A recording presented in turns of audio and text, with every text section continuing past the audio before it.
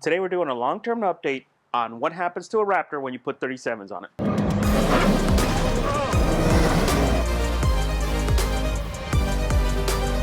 Now if you guys have been following this video series for a while, you know we've done a couple videos on it. On the first video, we picked our wheel and tires. We had two to choose from. We tried both. On the second video, we showed you guys the benefits and drawbacks. We also tested what everybody says is the actual trimming you need to do, and as we found out, that wasn't enough.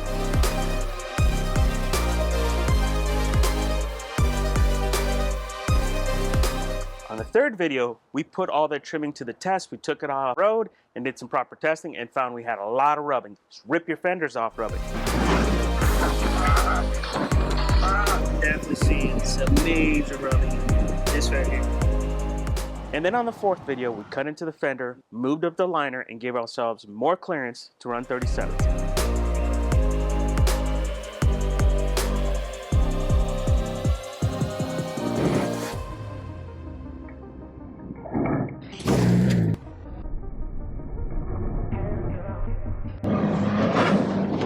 In this video, which will be our final video on the 37s, we're going to talk about the long-term impacts of running 37s on a Gen 2 Raptor. We've been running them for about 6 months, and if you'll notice, the truck doesn't have 37s on it right now, and there's a good reason for it. We're going to go over all that. If you're new to the channel, my name is Hallie with Keep It Dirty Off-Road. This channel is all about off-roading with our Raptors. We go over DIY stuff, show you guys how to do your upgrades, product reviews, and share with you guys a lot of lessons learned along the way. Now, first area I want to cover when it comes to 37s is how was the clearance. Now, the one constant we told you guys about is rubbing. There's always going to be rubbing. You can't avoid it. There's going to be rubbing. Even if you go to upgraded fenders, there's going to be rubbing.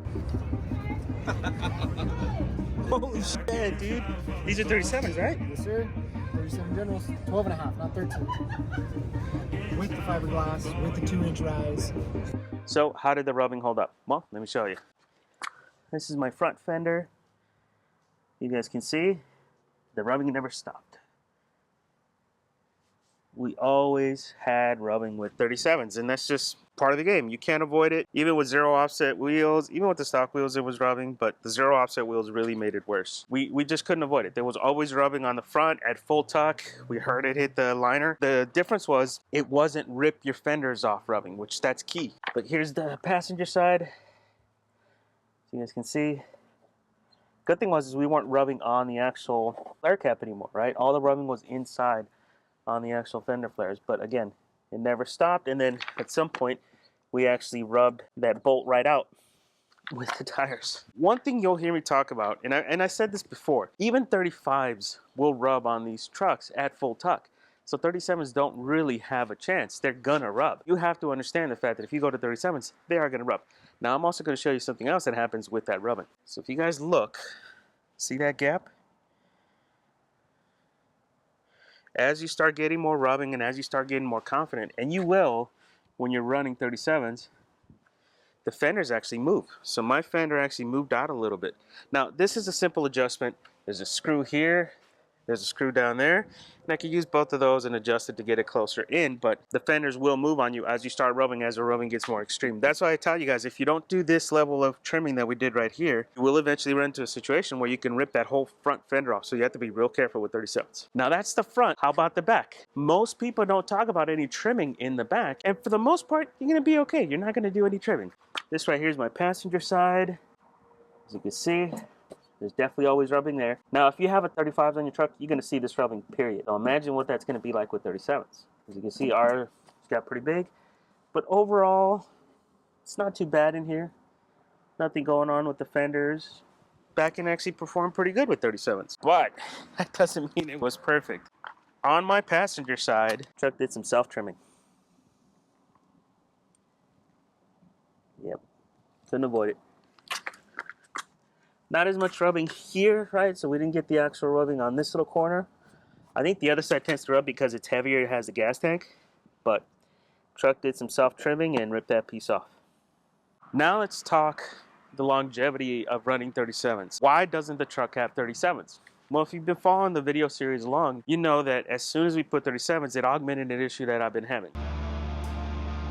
Fuck. Oh, shit.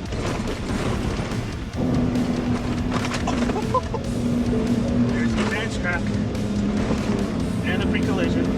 from the time I bought this truck, it's had the death shake. With 35s, it was more of a jerk, right? It would jerk really hard when the terrain got really rough. If you use the brakes on washboards or anything like that, steering wheel went out of whack. You guys can go check those videos out, you know, whatever. But when we put 37s on, it exponentially made it worse. And I mean to the point that it was undrivable. That ended up causing other issues where ball joints wore out quickly. Even the steering rods ended up wearing out quickly. And it was all basically related to that death shake of the steering wheel. The 37s made it worse. And this goes back to that discussion we've always had about if you go to 37s, you have to be ready for more maintenance because of the extra load. There's a substantial amount of extra load that the weight of 37s provide to these trucks, and the steering rack, ball joints and stuff like that aren't rated for that, so it's going to be a problem. Which brings me to my last point.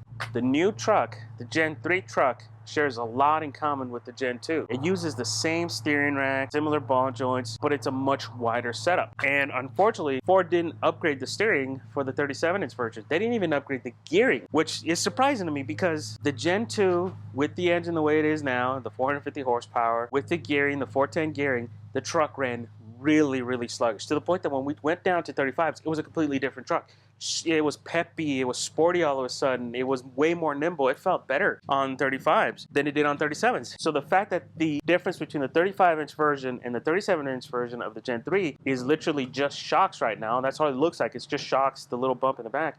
It's kind of concerning, right? Because the truck didn't perform as well as I would like with 37s on a Gen 2, and looking at how the Gen 3 is going to do it, that has me a little concerned, right? Because before we started having all the issues with the death shake, we were actually planning on upgrade the gearing. We were going to go probably to the 455 gearing so that we can still keep the speed. Because once we hit over 75 miles an hour, the truck didn't really move past it. And we couldn't go past 90. Even on the freeway, we couldn't get the truck to go past 90. It just wasn't possible with 37s. I think the 17, we put 37s on it and had the cop tune and had the same issue. We would get really good performance off the line, so the truck would perform much better off the line and it was sporty again, but as soon as you got to that top end, it couldn't handle it. All right, guys. Well, there you go. We ran the 37s for about 6 months. Overall, while I did like the fact that it was a smoother ride, we could roll over bigger obstacles, we had less issues, there was more cushion for the truck. Overall, the wear and tear it took on the truck was more than it could handle, and we had to take them off. We couldn't keep 37s on there permanently. Now, from talking to other folks running 37s, they're having very similar issues, especially the guys that upgrade the suspension with full bolt kits. They're having steering racks completely break because they're not really designed for all that extra travel and all that extra rolling resistance and all that extra load. So be cautious, guys. Not everything you read on the forums is going to be accurate. We tested a lot of it and found that it was not good. It wasn't good information. So that's why we did this video series for you guys, to give you guys tried and true tested methods for running 37s. And at the end of the day, I don't recommend it with the Gen 2 unless you're going to do full-on suspension and you're fully aware of all the extra maintenance you have to do. Should be interesting to see how the Gen 3 handles it too, considering not much has changed except for the link rear end. All right, guys. If you have any questions or comments, put them below. Thanks for watching.